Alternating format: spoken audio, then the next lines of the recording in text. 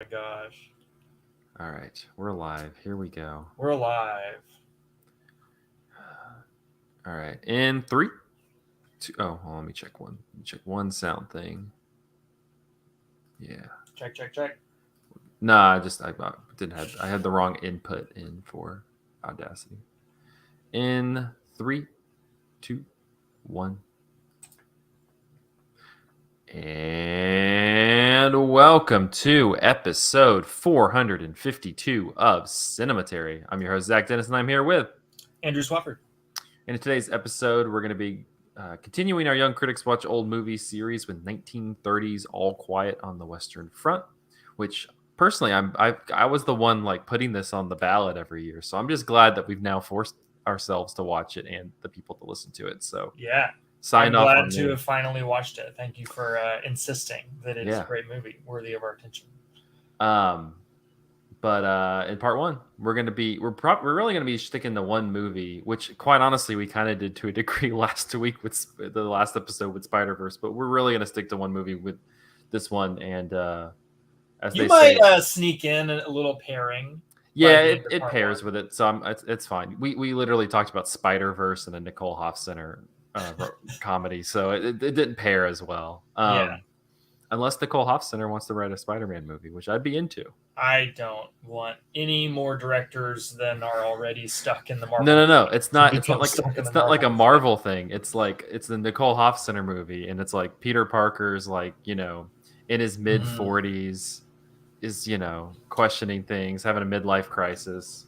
His It's friends with money, but your friend who has money is Spider-Man. the Green Goblin.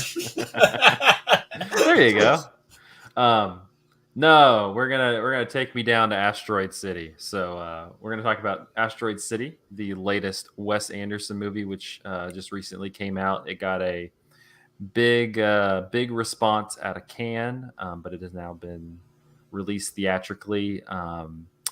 This one, it is set in a fictional American desert town circa 1955, where the Junior Stargazer Space Cadet Convention is happening. It's organized to bring together students and parents from across the country for fellowship and scholarly competition. But it is disrupted by world-changing events. Among the this has to be one of his like more like robust like star-studded cast, and that's tough to For say sure. now at this point, but like there's also a lot of heavy, like usually there's a pretty strong cast, but like there's a lot of heavy hitters in this. Like Tom Hanks is in this movie, which I feel That's like true. puts Steve but Carell Steve as well. Carell's in it. People that you wouldn't necessarily expect to be in a Wes Anderson movie. Yeah, a bunch of new faces. Bryan Cranston's in his first one, but like a Is lot of this the heavy. first Scarlett Johansson Wes Anderson film? No, she did a voice, I believe, and Oh, you can Isle of in Dogs. Isle Does of she in Isle of Dogs, but Dogs? y'all can fact check me. I'm pretty sure though she did a voice in Isle of Dogs. You're But right. this is their first time like on screen. But there's a bunch of before we get into it, there's a bunch of different kind of. I think the main storyline that you're following is Jason Schwartzman's character, who's for all intents and purposes the lead. He's a war photographer whose wife has just recently died. Well, not recently, like 3 weeks ago, but he has not told his kids yet, which is has like a nice little comedy to the beginning of the movie. His father-in-law, played by Tom Hanks, is supposed to come and meet them because their car is broken down. They're in Asteroid City where this convention is. His one son, who's I forgot what his actual name is, but his nickname is Brainiac. Oh, it's His Woodrow. name is Woodrow, His which I name is thought was very Woodrow, and weird his because I nickname only is think of Woodrow Wilson. yeah. That's very unfortunate, but yeah, Woodrow. But his nickname is Brainiac. Is part of this convention, and but he has three young daughters, and so Tom Hanks's character is coming to pick up the daughters, and they're gonna after this convention happens, gonna go and live with him for a time as they kind of recollect their life. Among the other people, you have Scarlett Johansson, who is playing a movie starlet who also has a daughter in this convention. Other people who have kids in the convention include Liev Schreiber, Stephen Park, um, and then you have folks who are just like working in the town, including Steve Carell, Matt Dillon. You have Maya Hawke playing a teacher who has the number of students who are coming to this convention. Mhm. And then you have this is kind of where it starts to get kind of tough to explain the movie, because all of this that I've just described is actually a play called Asteroid City. And the Mhm. movie, the framing device that you're introduced to the movie with is that you're watching a television program that's hosted by Bryan Cranston's character, that is a television program about the making of the play, Mhm. with the play being Asteroid City. So you have a story within a story within a story. Wait, This is it a story within a story within a story, or is it a story within a story? It's a story within a story within a story. What's the third one? It's television program, the story that you're watching that's inside the television program, Oh, and then and the movie we're watching. and the thing that's in the television program, for all intents and purposes, is like how the movie was, or how the Right. play came about, and then the play. Hmm. Um, but I guess it could be also a story within a story. I don't know. It's on. To be fair, it's a little confusing to get into, Yeah. like right off the gate. I But don't know if it ever registered to me that I was watching a television program as opposed to a movie about the play. Um, it might be. I don't know. It's a bit convoluted at the beginning. You kind of have to jump on its wavelength. Mhm. But in like in the television program of the play, you're also introduced to characters such as Edward Norton, who is the playwright, Adrian Brody, who's directing the play, um, and then a lot of the other actors are played by the same people, like Jason Schwartzman and Scarlett Johansson and people like that. Mhm. So. Um, but yeah, so this is what this is West's. He's kind of getting a little prolific at the moment. But Yeah. what did you make, Andrew? Of I was going to call you Asteroid. What did you make Asteroid of Asteroid City? I feel like my people are being represented well. No, I liked Asteroid City well enough. It's probably not one of my favorite Wes Anderson movies, but I've not been super hot on his recent run since Grand Budapest Hotel. French Dispatch was Mhm. um, kind of just bounced right off of me. Isle of Dogs got such abysmal reviews that I didn't watch it. Honestly, but I've seen it twice now, and I really don't remember much of it. yeah, and this one I think is the one that I like the most of the two that I've seen of his recent movies. Um, it is much more of a straightforwardly Wes Anderson movie than The French Dispatch was. That one was really structurally ambitious. It was kind of an anthology film that had like a animated sequence in it, and all this like intertextual stuff going on. This one still has that framing device that you're talking about, Zach, but it's still pretty. That it is focused on the central narrative at hand. Um, I I don't know how much I love the narrative itself. It feels like a lot of Wes Anderson tropes on one level, and the MacGuffin that kind of keeps the plot rolling about this UFO and an alien who wants to take an asteroid back didn't really feel super impactful to me.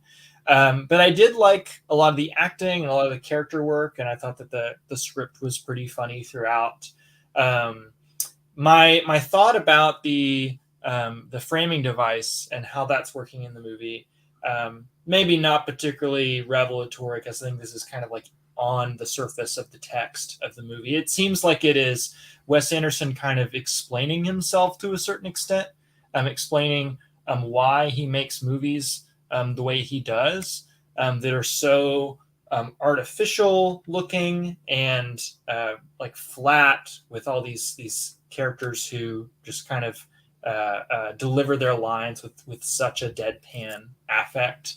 Um, this movie involves several characters who are dealing with some really difficult emotional stuff, but who don't really know how to express it just face to face with other people. And so they kind of use their work, or they use their art to try to process it in some way. And you see that with the characters played by Ed Norton and Adrian Brody, who are both kind of like on the outside of the frame story. They say things more or less to that effect, and you also can see this with the Scarlett Johansson character and the Jason Schwartzman character inside the movie. Mm-hmm. So if you are invested in like Wes Anderson as an artist and kind of trying to figure out how he works on a psychological level, I think that it's interesting on that level. I don't know if this is going to really play to people who aren't super aware of who Wes Anderson is, because I think it does require a certain amount of knowledge of the context in which this movie is coming. But I also wonder if like you're gonna like this movie if you're new to Wes Anderson, because when I list off my favorite Wes Anderson movies, which are like Fantastic Mr. Fox, Moonrise Kingdom, Grand Budapest Hotel, those were like the Wes Anderson movies that came out when I was sort of coming of age and becoming a cinephile. And he is such a gateway drug director for a lot of people. The craft and the artistic choices are just so out there, and on the surface in your face, that if you've never seen a movie like this before, it can really like open some doors for you. So I do think that it's possible that even if you don't know that much about Wes Anderson as a director, that just the style, like the pop of this movie, may be enough to grab you. But there is more to explore there if you have like a lot of knowledge of the guy's career. Yeah. I got three things. Yeah. One, I think I differ with you a little bit. I found this framing device to be a little bit tougher to get into than the French Dispatch is a little wonky, but I found it to be still more straightforward as like, and we talked about this when it came out, like as a story A, story B, story C. Like it's Mhm. kind of it's kind of one of those. I remember Michael talking about it, like you might like A and B, and C doesn't do anything for me, but it's very like it's segmented into Right. different things. While this one is a little bit more complex, because it's doing some different things. It's not I agree, not completely off of like Wes Anderson's sphere, but just a little bit different. The second thing I was thinking about with this one, this is probably, I mean, honestly, I think since as far back as like Rushmore and Bottle Rocket, this is his most American movie that he's made in a very long time. Hmm. A lot of his recent stuff I've enjoyed it, but has felt very like he's living in Europe, like he's very like European focus, or like inspired at this point. Like I And think Isle of Dogs is very Japanese, for better or worse. yeah. Yeah, for better or worse, that's more Japanese. He's the guy went on a Kurosawa kick or something one week. But I mean, like Grand Budapest, Steve Zissou, French Dispatch. I mean, a lot of these feel, even Fantastic Mr. Fox feels like they feel very like European influenced. And this one, to me, immediately I was like, this is really fascinating because this is the most, for somebody who doesn't seem all that interested in America, this is like his most American movie, and it felt very harkened back to like his early days making movies out of Texas. And it's Yeah, not yeah, I can just see that. and it's not just the landscape, but just kind of what he's kind of exploring with the characters. You do have like this. You think about it; it's taking place in the 50s. This is post 55. You got kind of post World War II, pre Vietnam, just kind of this a lot of them are very like I'm American idyllic. The Mhm. Jason Schwartzman character is kind of fighting that American ideal, but you look at like his father-in-law, the Tom Hanks character, who literally like, has a golf course like where he lives. A Right. lot of the families kind of coming in are very buttoned up, like American families. And Steve so, Carell's like selling real estate yeah, out in you the you have West. these really clever like little bits where, yeah, like he has a gazillion like like machines that you normally like there's like a Coke machine and there's a snack machine. He has one that sells real estate, and they're just like little plots of land. And Yeah. there's this scene with Liev Schreiber that's just really funny, where he's talking about selling the land. The third thing is on like I really liked the movie, but it's easily the most inscrutable Wes Anderson movie I've for me personally since Hmm. probably Steve Zissou, which is another movie that I've appreciated over time as I've watched it and kind of understood the wavelength that it's on. But initially was very it was unreadable for me. Hmm. This Like one, on a thematic level, like you're not sure what you're supposed yeah, to be thinking about. yeah, like in this one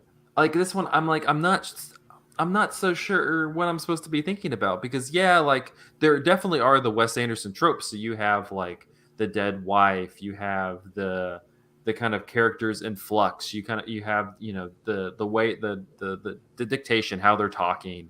You have all these different things that you're familiar with, but I'm getting through the movie and I'm going, like, where one, it just doesn't it didn't have that emotional landing that you think of, like Grand Budapest movie, which is has all this stuff, kind of, you're thinking about all this kind of stuff, and it has just that thud emotional ending that just kind of rips your heart out. The same with stuff like Fantastic Mr. Fox, and Rushmore. Like it just has that emotional, the thing that I talk about with people who maybe don't like Wes Anderson is like, yeah, he's doing his thing, but Mhm. like it's not for nothing. Like he does do it to like pull out this emotional through line, and this one, I just I was just kind of, I'm like, I kind of was going like, where is this leading to? A lot of the parts I like, and a lot of the parts I'm following, and a lot of the parts I'm enjoying, but I'm the path forward is very hazy for me.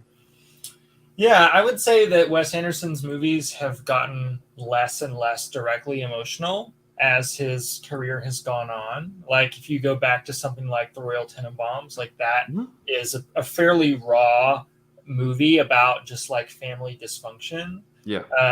Darjeeling Limited Hmm. is, a movie about grief.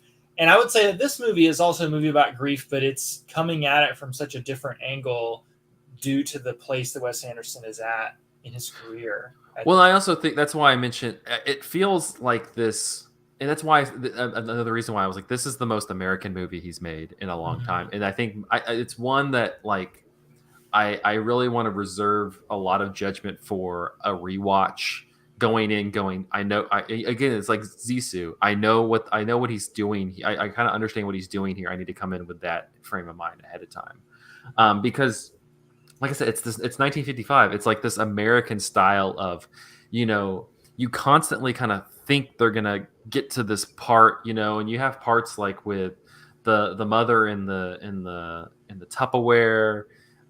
You have these different pieces where you're like, oh, this is gonna kind of lead to that moment when it really just activates. And it's almost like it's almost like he's kind of going like, we like this stagnated American, like we're just like, they're just unable, they're inhibited to do that. And that's why when I kind of started thinking about that late in the movie, that really clicked the whole story within the story, because it's, almost to me, and I don't think this is how he was necessarily trying to do it, but I'm like, to me, I like, and this kind of goes into the movie I can talk about a little bit later, Close Encounters, because this is definitely what this is working on. But Mhm. um it I kind of, the way I was viewing it was the Asteroid City, you can like, it was a play, or what you can say, it was a play, but it was something that actually happened. Like it was like in the play, and everything else that's the like the framing device outside of it is just how are we going to process this, like Well, it's also kind of a quarantine movie too, because all the Mhm. people in the titular asteroid city get stuck there and are not allowed to leave by United States mandate, and like Yeah. they have a lot of processing of that to do. Yeah. Um, I mean, you hit that point late in the movie where like Jason Schwartzman like leaves the play to go to talk to Adrian Brody, and is like, what yeah. is my character doing? Like, what's going on? Mhm. And I think that's what kind of started to click with me, is it's just like, I didn't get so I kind of let go of like the holdup of the different and trying to follow the different framing devices, and Hmm. kind of viewed it as this moment of trauma, grief and trauma for like the Jason Schwartzman family, family who lost their mother and their wife, but also just like the nature, he presents it in such a quirky way, but like I don't think we know how we would really react and be able to process if like an alien just came down and like again just like grabbed the thing and went back up. Like I don't know how like we would be able to mentally process that. And it shows a little bit of that like when the government's like trying to like check in on like quarantine and like check in on the people immediately after the thing. But I guess that's where my head was at when I was kind of trying to process Yeah. this movie. And I don't know necessarily if that's what he was going for, but again, like I think that kind of came out of just very recently watching Close Encounters, which is also a movie about how trying to process trauma. Right. And I'm curious to hear your Close Encounters thoughts, but here's a thought that I had in response to something you said, Zach. There, in the framing device, you often see people rehearsing and kind of talking about things that are going to happen in the play within the movie later on down the line. And one thing that gets discussed is Jason Schwartzman's character burns his hand Mm-hmm. on a stovetop, and he's asked why he did that. And in the framing device, he says something along the lines of like, "Well, I needed a reason to be crying, like an excuse for why I'm crying right now." Mm-hmm. And then the Wes Anderson character played by Ed Norton is like, "No, probably better not to say that. Probably better just to leave it implied." And then later on in the movie, when you get to that moment when Jason Schwartzman does burn his hand, he doesn't say that line, but you know that there's meant to be an Mm-hmm. unspoken emotion there because it has been spoken earlier in the movie. And that seems to be a moment of Wes Anderson kind of showing his hand and explaining, like, all of these small character moments that may just seem like, one off quirks are probably hiding some, deep well of feeling that the characters don't really know how to express or aren't comfortable expressing. There's even a moment where Scarlett Johansson says to the Jason Schwartzman character, like, "You and I are very similar people because we are dealing with a lot of difficult emotions that we don't like talking about." And then he Mm-hmm. says, "Can we change the subject?" Which is very funny. Yeah. Uh, but yeah, I mean, I don't really know what else to do with it other than say that this is Wes Anderson explaining, like, I make these movies that seem kind of like light and frivolous, but there is more going on underneath the surface if you're willing to look at them. Yeah. I think that's a good transition to Close Encounters, which we can kind of just still loop in the other movie with it, Mhm. which I watched last week. And um, it took me forever to finally watch this. I don't know why. It's, you got Spielberg. It's one of his early ones. It's pretty well beloved. But I had seen people kind of compare Asteroid City to this. And so, for those unfamiliar, Close Encounters of the Third Kind, it came out in 1977, 2 years after Jaws, and it stars Richard Dreyfuss, Terry Garr, Bob Balaban, and Francois Truffaut. And it's about this one night in where are they? Indiana or Iowa, Midwest. They encounter these UFOs. And so a lot of people are like, for lack of a better word, like touched by them. Right, Richard Dreyfuss's character works as a line worker, and so the power goes out when these things come, and he has to leave and is like driving, trying to find these down, trying to find different things that he can help with power lines and things like that. And he gets lost, and then is like sitting there at a stop, and again, like I know, like Spielberg, man, such a great director. You have this wonderful moment where he's sitting at the train track stop, and a car comes up behind him and honks, and he kind of waves them, and like they go around, and then these other lights like you see the lights come down and go behind him. He does the same thing, and then he's not abducted by the UFO, but it kind of like jars him. It starts playing with all the gears, starts turning stuff off. Everything is kind of going crazy. This Mhm. bright red light shines on, and honestly, it's such an amazing moment because it's all practical. It's kind of terrifying because he's just there. You don't see anything in the car. You just see this blinding red light, and the car is just shaking uncontrollably, and then it goes away and it's gone.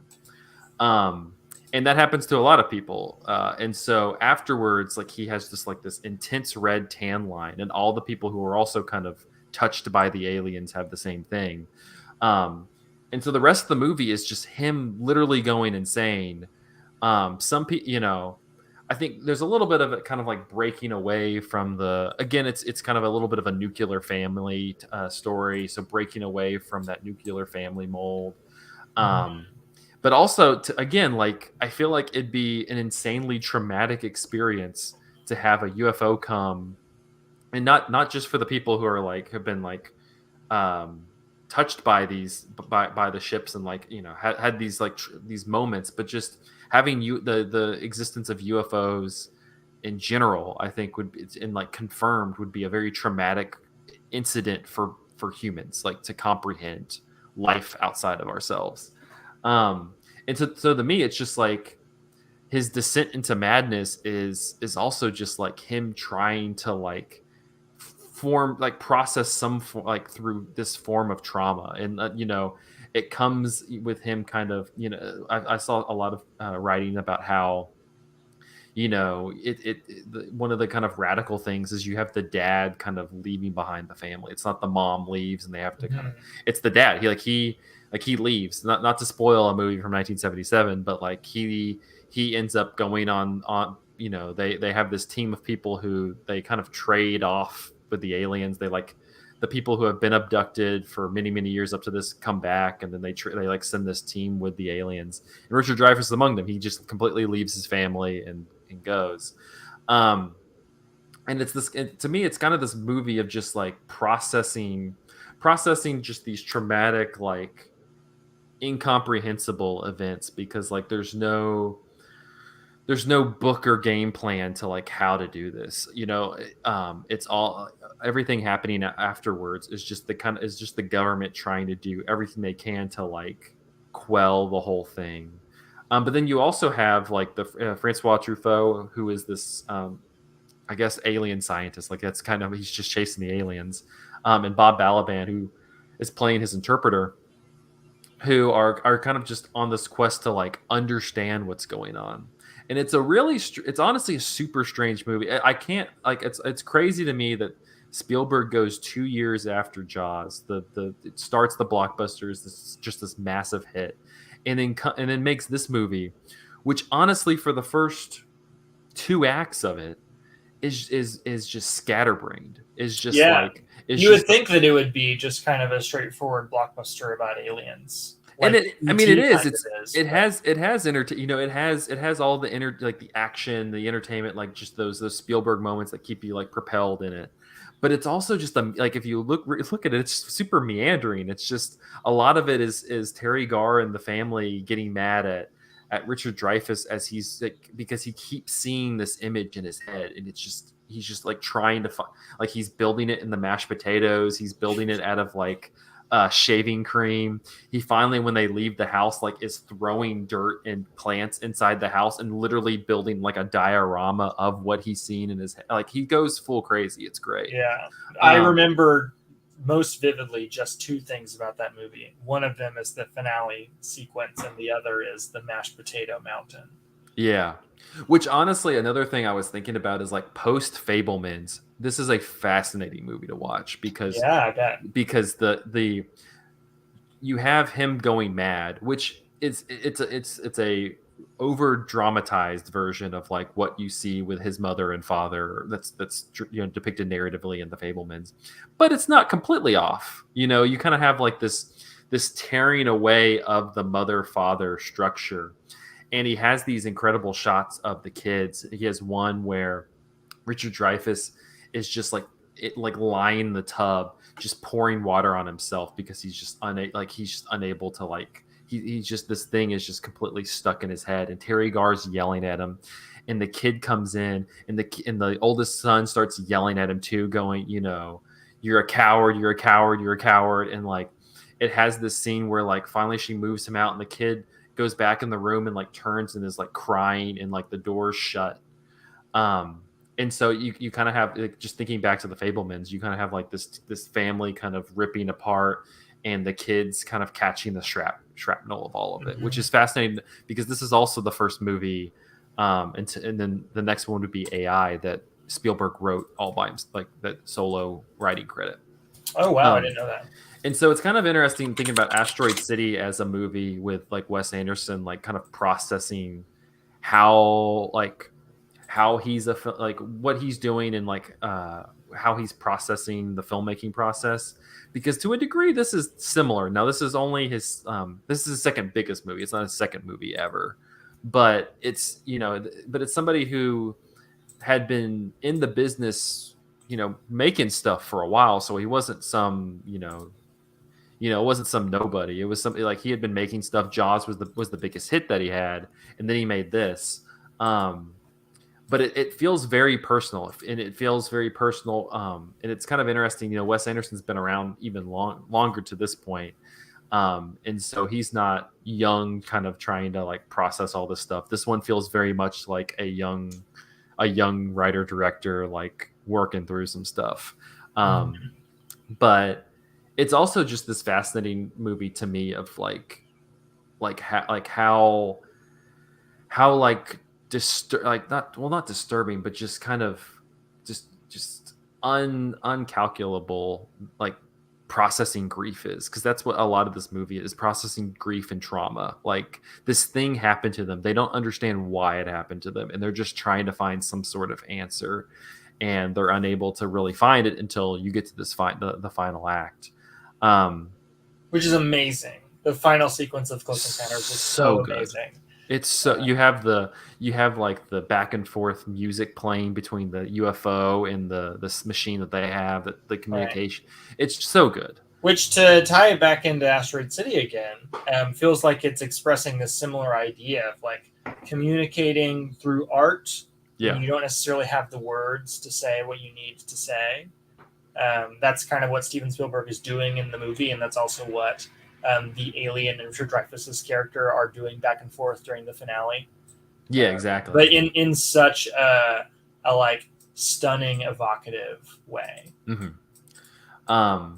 And so yeah, I mean, I don't know if I waited too long. If you have not seen Close Encounters of the Third Kind, it's pretty great. I mean, the dude can direct.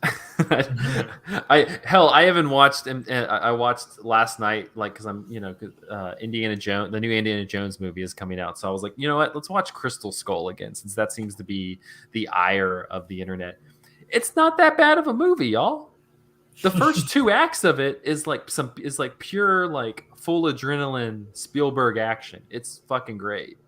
Like the third act gets a little that alien portion does not carry the Close Encounters.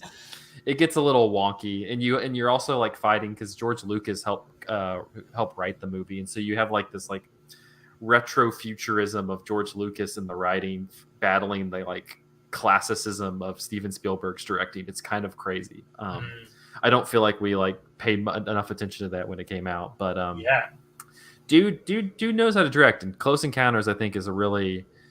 I think, it's super meandering for the first two acts, but I feel like there's a lot of interesting bits, and it's circulated around the Richard Dreyfuss character. He's very, very good in this movie, and also it's and also another like Asteroid City, like a great like semi anti-government, anti-establishment movie. It's Spielberg. People don't give. I mean. He's been a little bit less on that lately. He got older and was kind of, like, oh, well, I like some government. But early on, he's like, fuck the government. So, but yeah, Close Encounters. I found it on the web, but it's. You can probably find Close. Go to Walmart. You can go find Close Encounters. But Asteroid City, it's in theaters now. It's, I mean, as I was telling my parents who were going to go see it, I was like, I mean, Wes Anderson's like a known name at this point. Like, it'll be in regular theaters. It's not like some.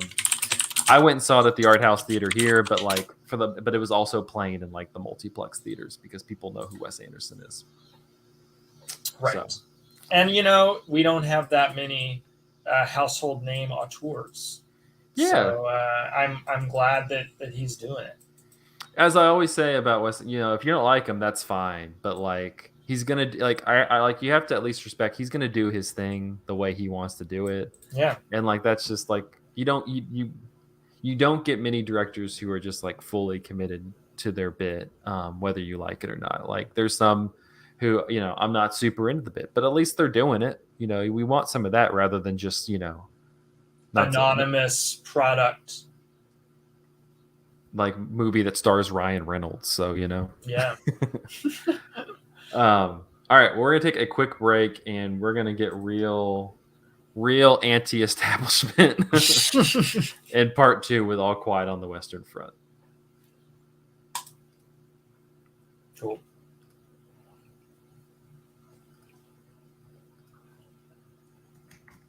And I'm ready to go whenever you are, man. But if you want to take a little break, yeah, I talked a lot.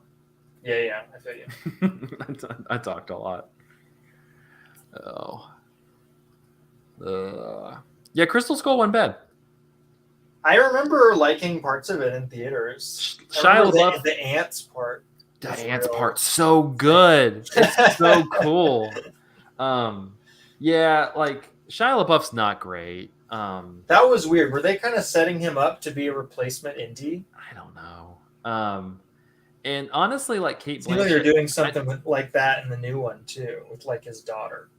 Maybe I just don't. Who knows? And honestly, like who knows with stupid Disney at this point? I've seen people complain about this because it is great if you've ever watched like an Indiana Jones movie. Like if you have that Paramount logo at the beginning with the mountain, and Spielberg would always incorporate the mountain into the very first. And now it's fucking Disney, so you don't get the cool mountain. You can't bring the Cinderella's castle into the story. I'm gonna be curious. I don't dislike James Mangold. Oh, he's directing the new one. Yeah, I don't dislike him. I mean, I like the Wolverine movies that he made well enough. I vibed with Ford versus Ferrari to a degree. At least like with like the way he's like shooting action in that. So I feel like it'll be tolerable. Again, it's not like some rando doing it. Like this guy at least kind of knows how to direct action movies. Yeah. I will probably not see it unless it gets rave reviews. That's fair. I'm going to go. That's just kind of my policy with most Disney stuff these days. I'm only seeing it because it's Indiana Jones. I'm going to go see is Past Lives in Knoxville? It's going to be starting next weekend. So I'm planning on seeing that. Yeah, we're getting it Thursday, so I'm gonna go. I might go on like 4th of July or something and go see that. Cool. Speaking of rave reviews and stuff, yeah, I'll be curious because I'm kind of hit or miss though with some of those A24. Like people really get into them, and then the A24 and the neon like family melodramas. Sometimes they're good. Sometimes they leave something to be desired. Yeah, like I just like one that people seem to really like still remember, and it just had no lingering effect on me was The Farewell. Oh, I like The Farewell. I remember liking it well enough too, but I'm just like I guess I should just rewatch it. I mean, I don't have a strong desire to rewatch it, but I remember really enjoying it when I was watching it. Yeah. It gave Awkwafina the ability to just be a voice in every Disney movie at this point. Oh wow! Yeah. I feel like she's like at least one voice in every Disney movie. All right, let's talk about. I can't say some Nazis. Talk about war. Let's talk about war. Get into it. Let's get down in the trenches. You never saw the remake, the 2022 remake. No, I'm curious to hear your thoughts on the remake. Yeah. I hadn't rewatched this one. I meant to rewatch it, but I hadn't rewatched this one before I saw the remake at TIFF, which I'll mention it in the thing. But like, it was just kind of, it had a very funny introduction. But yeah, it's definitely. I'll talk about it. It's very like 1917 Dunkirk influence, which I feel like doesn't really. Yeah, Yeah, it would it just have to be. It would have to be. it's Why very. else would you remake this movie? Yeah. All right, here we go. 1 second. Here we go. In 3, 2, 1. And we're back with part 2 of episode 452 of Cinematary. In this part, we're going to be continuing our Young Critics Watch Old Movies series with 1930s All Quiet on the Western Front. Directed by Louis Milestone from a script by Maxwell Anderson and George Abbott, and based on the novel of the same name by Eric Maria Remarque. The film follows a group of German schoolboys taught into enlisting at the beginning of World War I by their jingoistic teacher. The story is told entirely through the experiences of the young German recruits and highlights the tragedy of war through the eyes of individuals. A great number of German Army veterans were living in Los Angeles at the time of filming and were recruited as bit players and technical advisors. Around 2,000 extras were utilized during production. Among them was future director Fred Zinnemann, who was fired for impudence, which I thought was kind of funny. The film was shot with 2 cameras side by side, with one negative edited as a sound film, and the other edited as an international sound version for distribution in non-English speaking areas. Which, just a quick aside, like the Jazz Singer, which we did in the last episode, 1927. This is 3 years later, and how goddamn advanced is this thing already? Yeah, that's so true. I didn't think about that.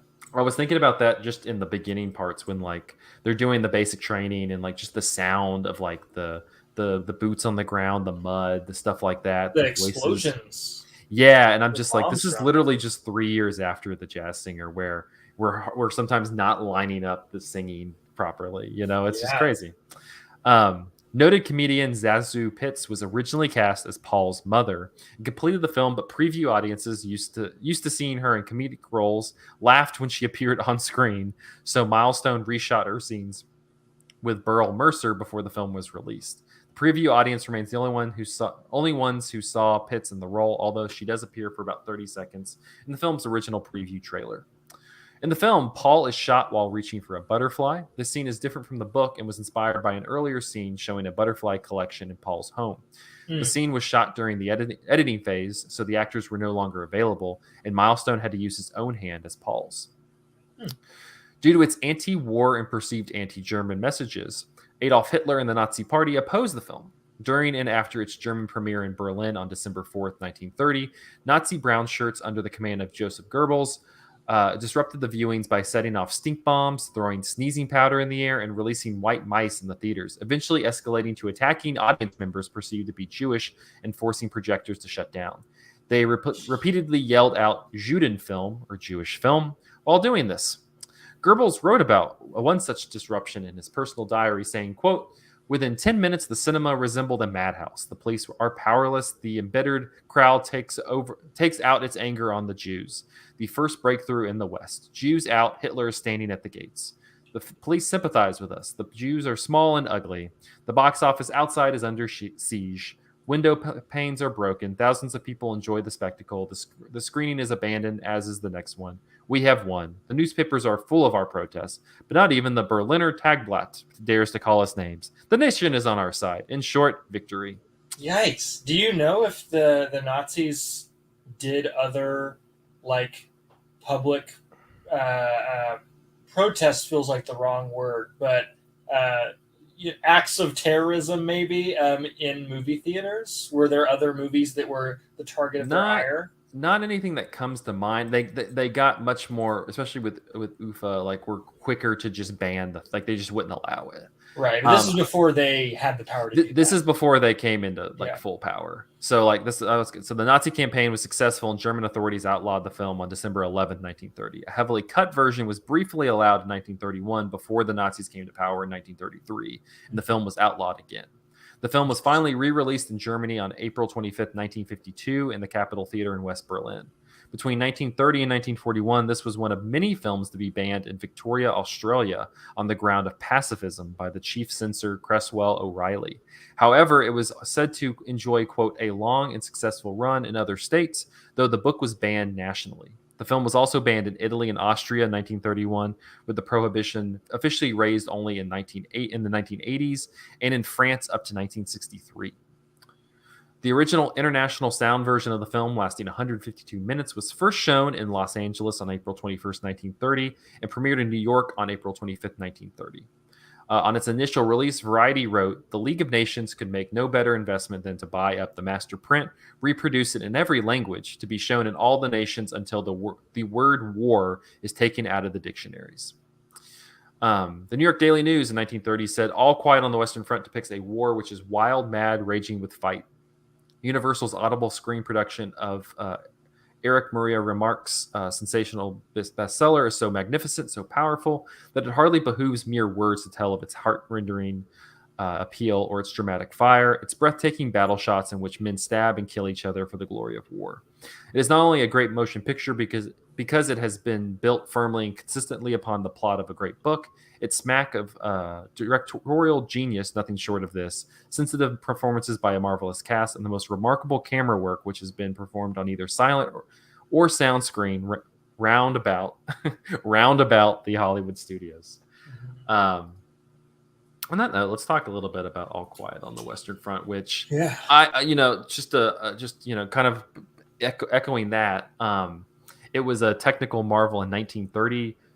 For those who have not seen it and maybe are interested, it looks just as good now in 2023 as it does in 1930. Like, I watched it. They have a really, really nice print of it on archive.org, and it is, and it's stunning.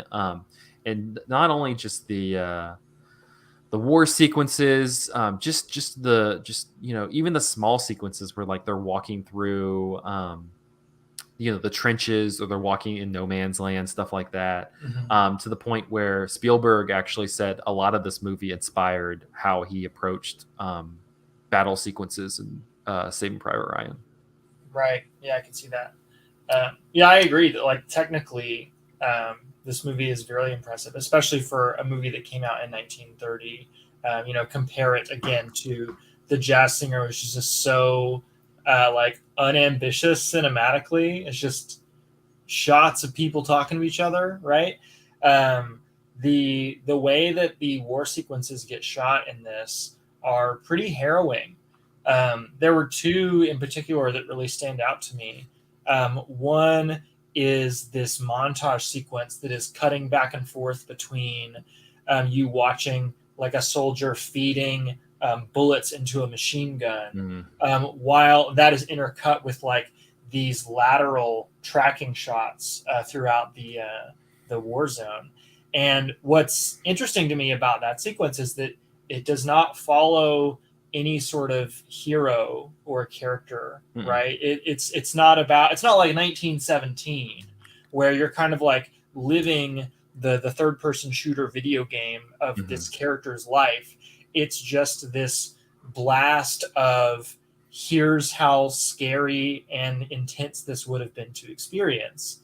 And another sequence that stands out to me in that regard is right after one of the central soldiers has died, there's a conversation between them and several characters about somebody who wants to take their boots. Like right when they find out this person's not going to make it, or right when they find out this person has lost their leg, they say, "Well, can I have your boots then?"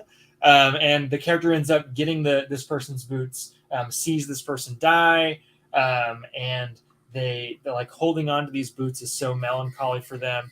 And then the next several shots are just like close-ups on first like these boots, and then like the boots of lots of soldiers as they are like marching into battle, kind of enthused. And like one character even says like, "Oh man, I'm happy to go to war in boots as nice as these." But like you see people just kind of get gunned down over and over, regardless of what they're wearing, you know? Is it? Oh, okay. I thought it was because the guy.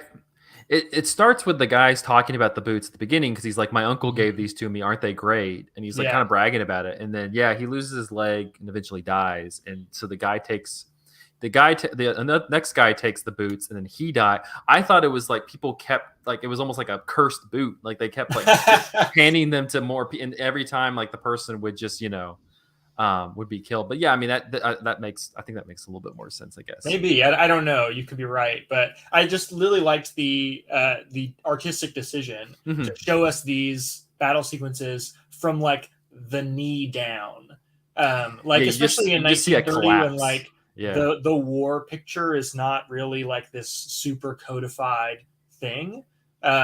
Like American movies have only been trying to make big spectacles like this for a little over a decade.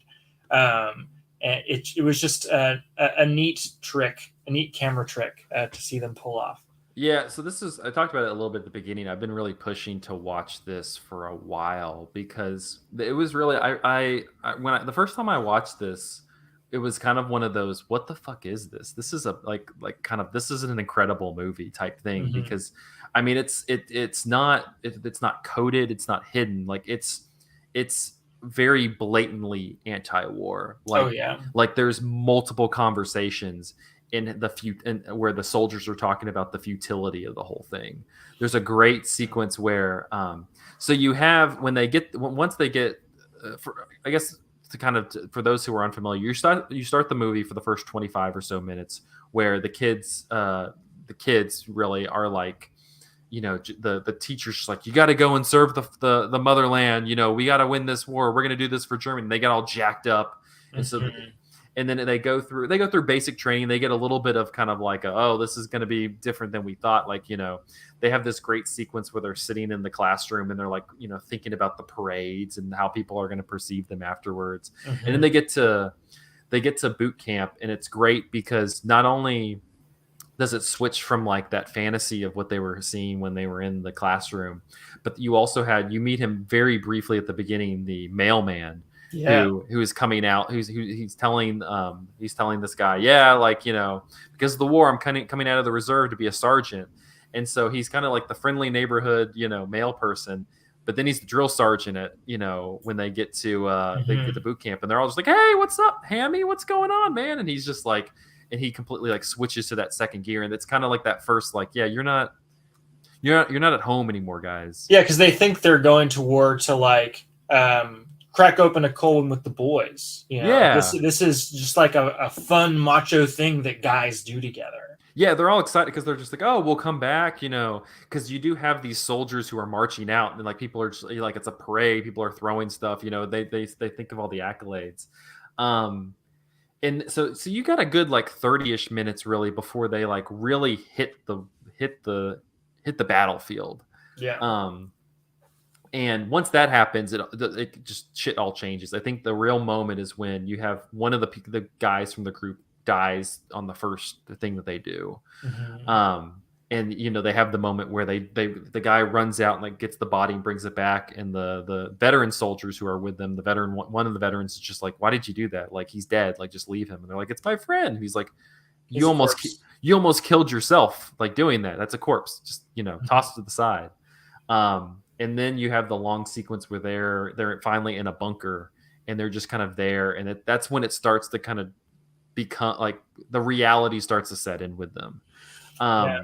And I remember just when I was watching, and so it all leads. You have this moment where some of the veterans, as well as the people we've been following the whole movie, are sitting around like just kind of talking because they're in between um, tours into the trenches.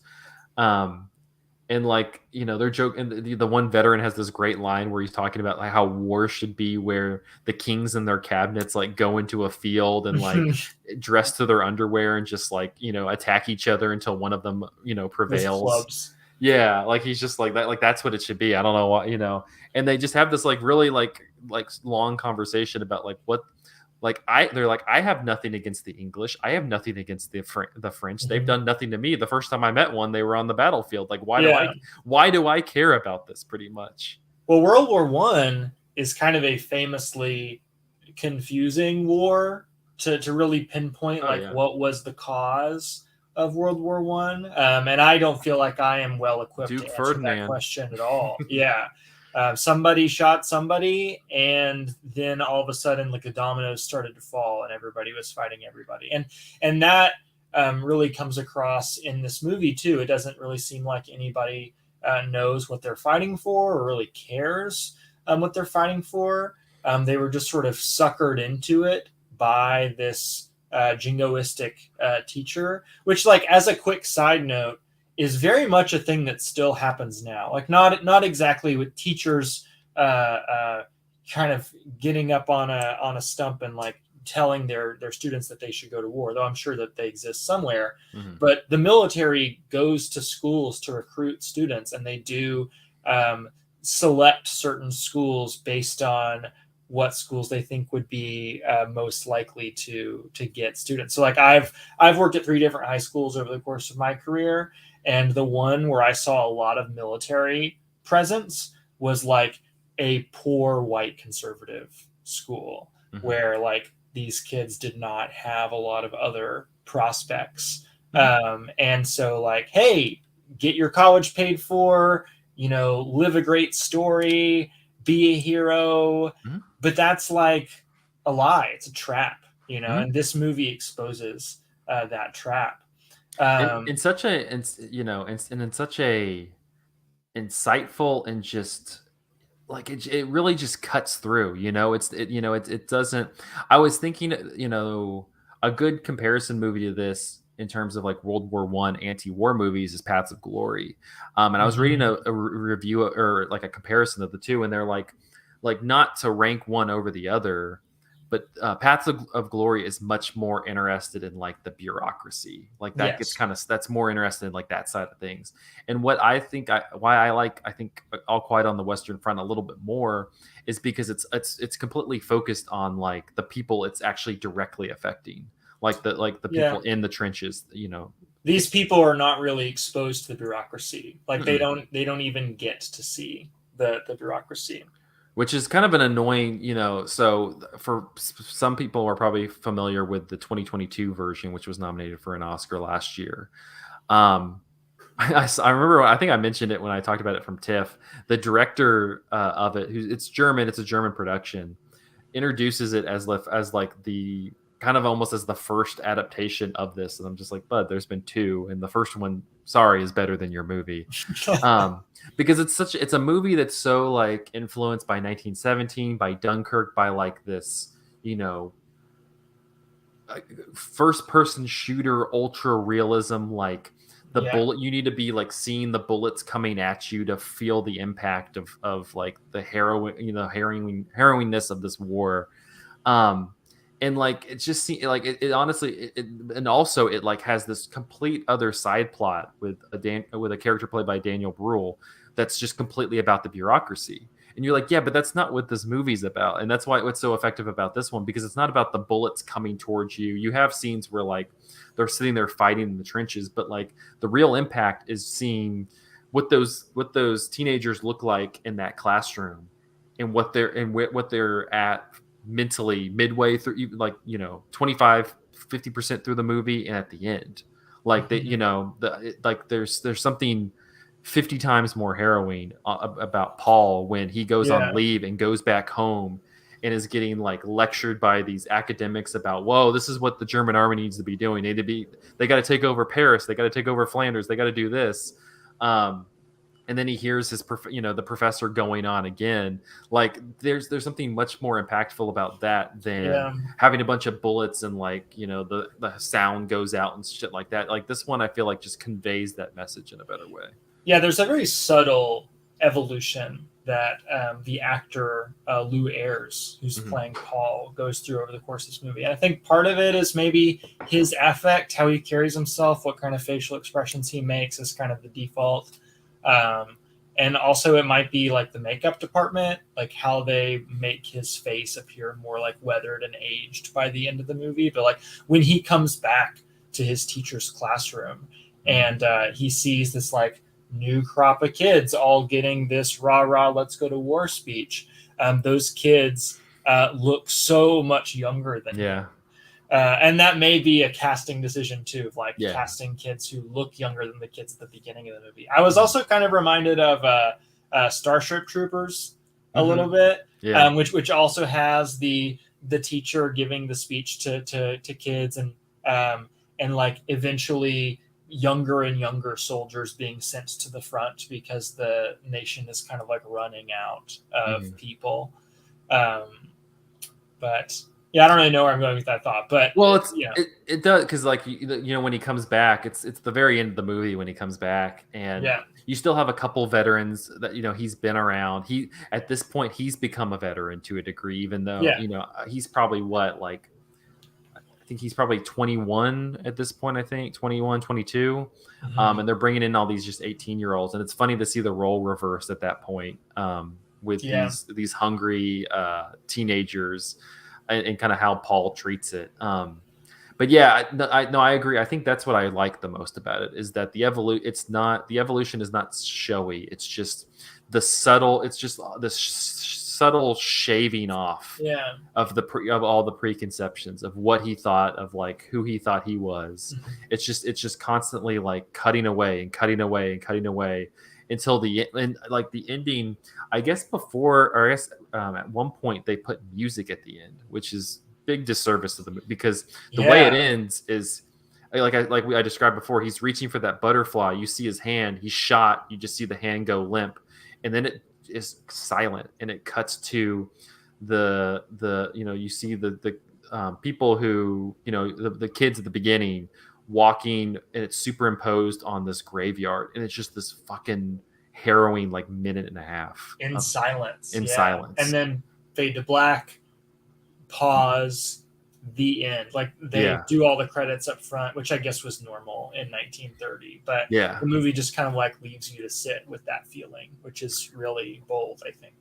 Yeah, I mean, it's, again, like, you think I just kind of think about it in the same, in the way, in the updated version, and maybe I need to read the book. Maybe this is true to the book. I don't know. But you have like this kind of rogue general to a degree, which feels also kind of like they're like dipping in the paths of glory too. Also, where you have this rogue general who, it's like the war is over, and the general's just like, fuck that. No, we're not going home until we've done it, and sends all the German troops into to fight. And even though the French are over there, like, no, we're done, they're just like, well, they're attacking us now. So Mm-hmm. and Paul, the Paul character, dies there, where they're just having this completely unnecessary battle. Mm-hmm. um but I feel like that message is the unnecessariness of it didn't need, Right. like that's conveyed. And to circle back around to this thudding note that the movie ends on, Mhm. I think that, and maybe you could speak to this and how it's done in the most recent All Quiet on the Western Front movie, but I think that more modern war films tend to end on a note that's like, and that's why we respect the sacrifices that our veterans made. Like, this is why they're heroes. And this movie doesn't really present Paul or anybody else as a hero. It's more of like the way in which they are exploited by this evil system. Well, And and even it's when still. he's back home after he gets granted leave, like he is so like cut off from the rest of the world and like psychologically scarred and unable to connect with anybody else who hasn't had the experiences that he's had, Mhm. that like even freedom from it isn't relief. Like he's just kind of like stuck with this thing forever. Yeah, and he says as much, when he gets back to the two veterans. So what's the main guy, the main Cat. cat? Yeah, cat, Yeah. the main like veteran guy who they really kind of latch on to. Um, he says as much. It's just kind of like, I got home, and they haven't seen what we've seen. They haven't been in what we've seen. They also treat in the 2020, the ending is like I said, it's just him getting shot. It's like this really gruesome battle sequence that was, again, unnecessary. He gets killed, and that's kind of where it ends. Um, but the cat's character also is just kind of treated in such a different way. That one, like, that cat is like just looking for a way to get killed. And so they have this thing where, earlier in the movie, Paul and Katz have gone, and Kat steals this steals some food from this farmer, and like they barely escape, but they get out of there, and it's kind of this moment for them that kind of bonds them.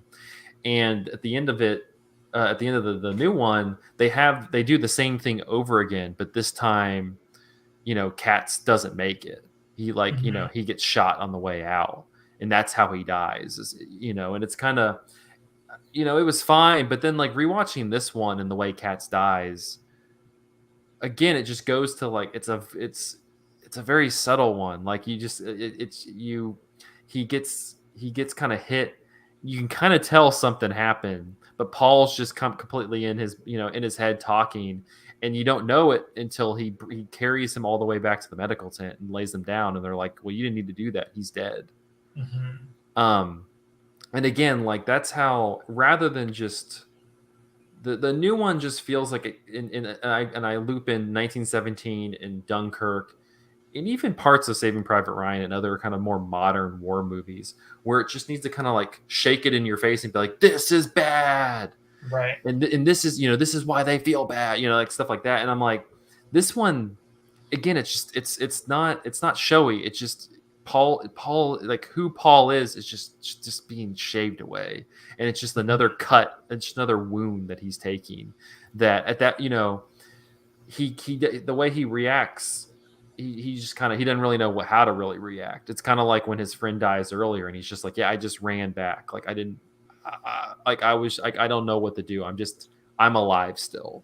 What can you do? How can you Hmm. react if your life and existence in the system is just like a continuous stream of events like this, and there's not really a way out of it? Um, Yeah. the movie's also not really much of a character study either. Hmm. In the first 30 minutes to an hour of it, I actually wasn't sure which characters I was supposed to be keeping track of because you're just kind of seeing this big mass of school kids then turned soldiers. And it's only after a bunch of them just die off Hmm. that you have like a manageable enough number of characters to really like dig into narratively. And maybe if when I go back and rewatch it eventually, I'll be able to kind of pick out Paul and what he's doing in those early sequences. Yeah, but I Um, think I think I think Milestone does that on purpose though, because yeah, like yeah, it is just kind of this conglomerate, and then it just starts getting shaved off, and Paul just kind of Paul finally just kind of sticks out. And again, that's a difference from the new one, which immediately identifies Paul as the person you're mm, following. That one's also annoying because it spends about 5 minutes in town and then immediately is moving into the and it's not even in basic training, it immediately goes to the battlefild. You're in the really. shit, in like 15 minutes, which I felt like is such a disservice to like how like that 30 minutes of setup that you have to have in order to like make the other stuff really stick with you. But that movie is also fairly long, like this one is. It's an 147 minutes. So is it just like way more battle sequences? it's This it's one only really has two or three. that one does not have as many of like the kind of interpersonal moments that you get in this one.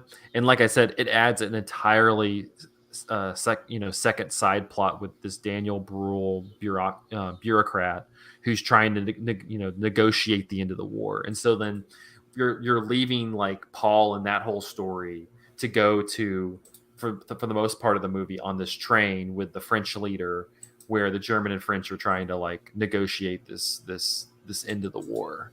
Mm-hmm. That just kind of that again, it's like that's not, I don't care, that's not what the movie's about.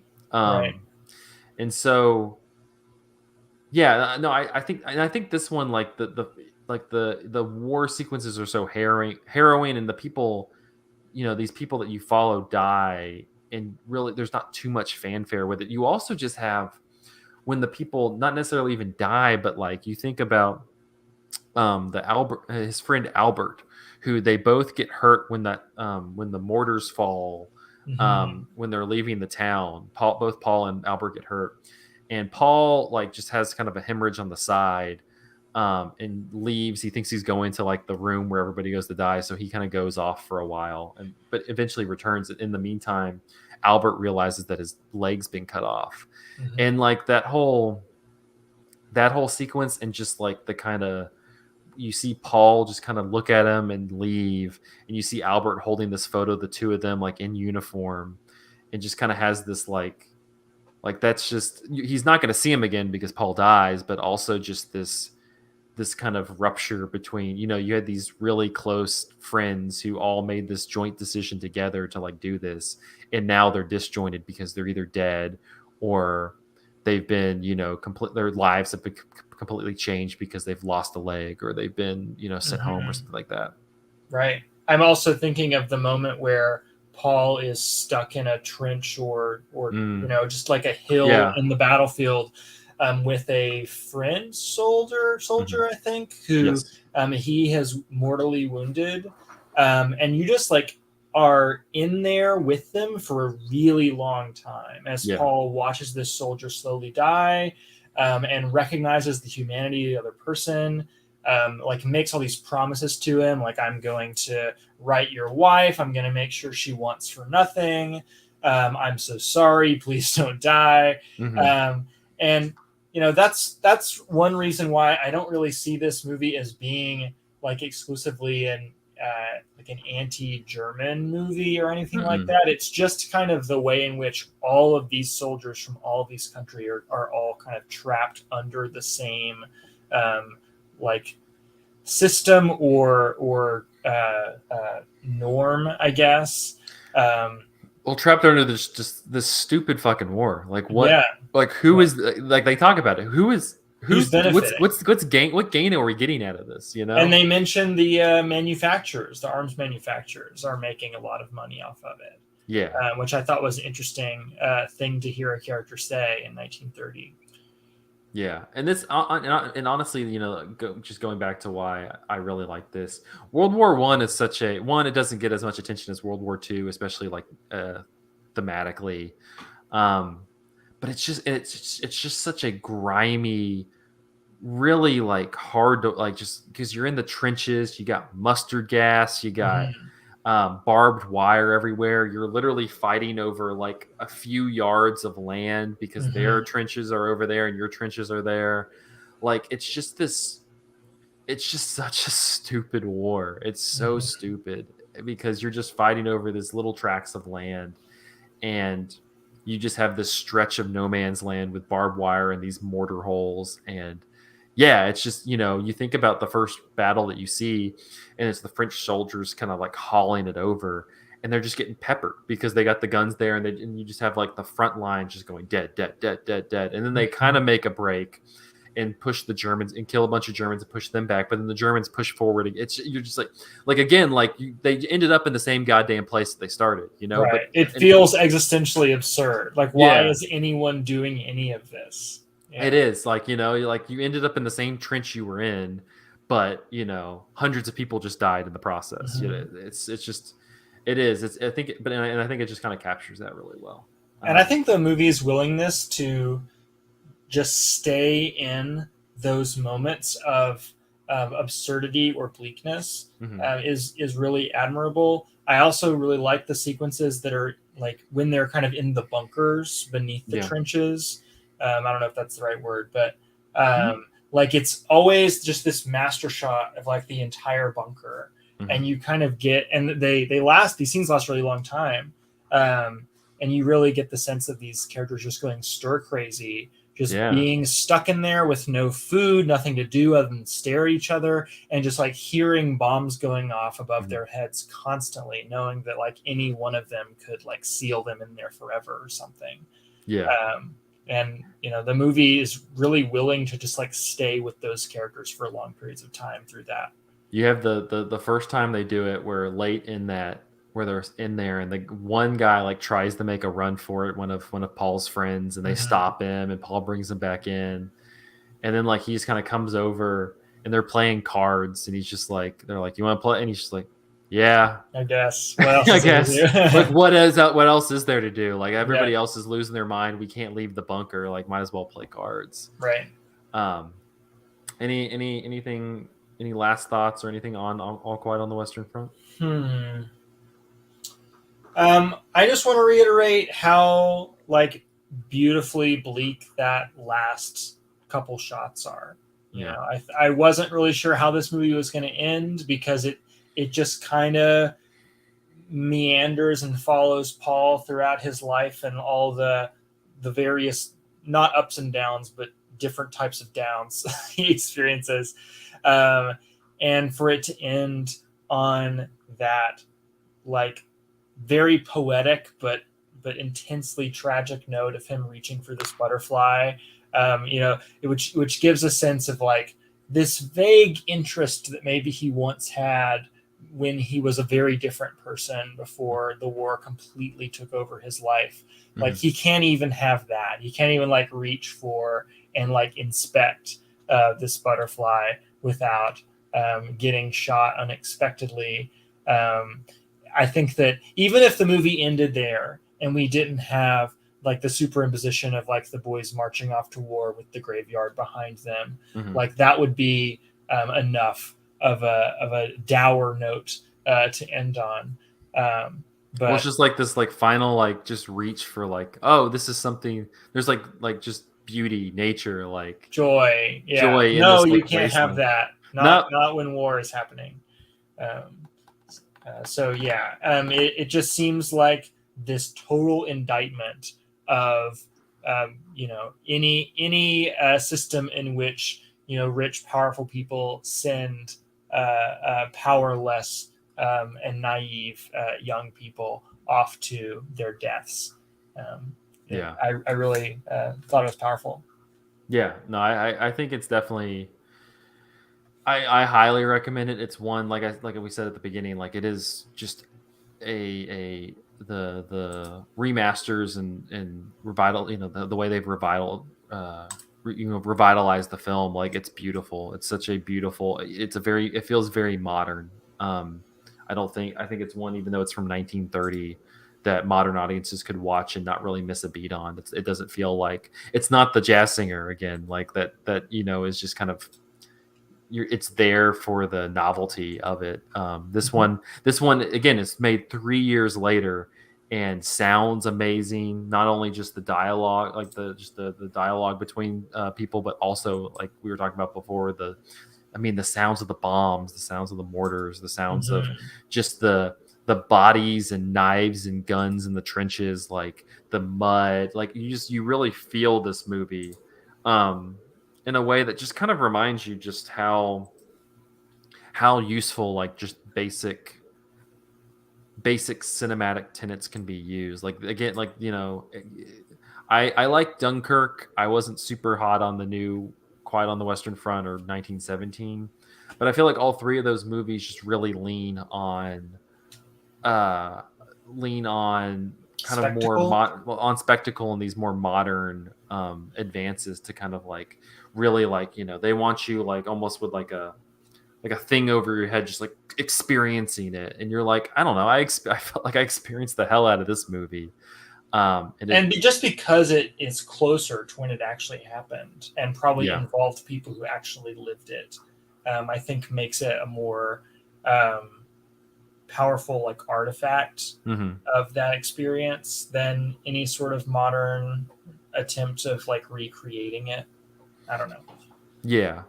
No, I definitely agree. I think, you know, the more like kind of a modern version that I think is relatively close is like Billy Lynn's Long Halftime Walk, the Ang Lee movie, Mm, which is, you know, is covering the Iraq War, pretty close to, you know, it came out just, you know, relatively recently, so right. it's pretty close to that. I mean, I think that's a close comparison there in terms of, which is also like reckoning with like the coming home from battle to a degree. Hmm. But no, All Quiet on the Western Front, highly recommend. Like I said, there's a free, really nice transfer of it on archive.org if you would like to watch it. But yeah, no, I think definitely check. I mean, especially if you're fans of like the movies like Dunkirk and 1917, like these more modern, I think you should go back and watch this one and kind of appreciate a classic that definitely set the field for not only those three, but like Saving Private Ryan and really most war. I feel like most war movies and like how they're portrayed. Can you think of other war movies from around this time? I don't know if I can think of anything that predates this that is as big of a name? Not off the top of my head. I feel like there well, I mean, I don't know if we're gonna count like Civil War sequences from like Birth of a Nation and movies. Yeah, like but that shit sucks. Again, it also sucks. Yeah, no, again, it's but I'm just like saying like war being portrayed on film. I feel like there's probably some from the American Revolution or not the American Revolution, the Civil War, because that was pretty close in America. But no, I don't know. I at least off the top of my head, I can't think of a war movie. Yeah, me neither. This feels kind of foundational in that way. I mean, to a degree, you can. When did the General come out? General's 1926. So But that doesn't have the yeah. scope, but still, like in terms of like kind of or the tone.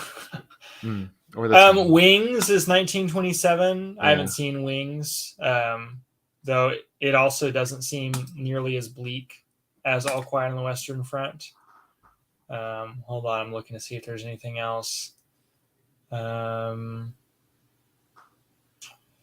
of stuff that looks vaguely familiar. The Last Command, The Enemy.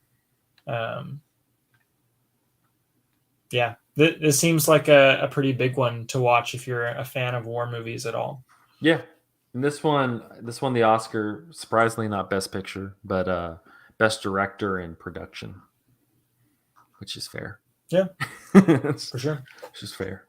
All right. Well, that will wrap up this episode of Cinematary. You can find us on Facebook at facebook.com/Cinematary, on Twitter and Instagram at handle @Cinematary, and on Letterboxd at letterboxd.com/Cinematary, where we list all the movies that we talked about in this episode. If you would like to support the show, we talked a little bit last week, if you want to see Film Theory and Chill come back, things like that. So think about supporting the Patreon. You can literally do it for $1, plus you get to pick a movie for us to watch. So yeah, I mean, come on. But thank you to our patrons: Cam, Chad Newsom, Candace Sisson, Ron Hayes, Teresa Marsati, and Tyler Chandler. Thank you so much for your patronage. Next week, next episode, we're going to be continuing our Young Critics Watch Old Movies series with 1945's Children of Paradise, the French film by Marcel Carnet, which I honestly don't know too much about. So me neither. The 1940s is a decade that we have struggled to pick high-profile titles for the last several years. Yeah. So it should be. Maybe we'll find a hidden gem next time. Yeah, definitely. Until then, thanks y'all for listening. We'll see you next episode. Bye.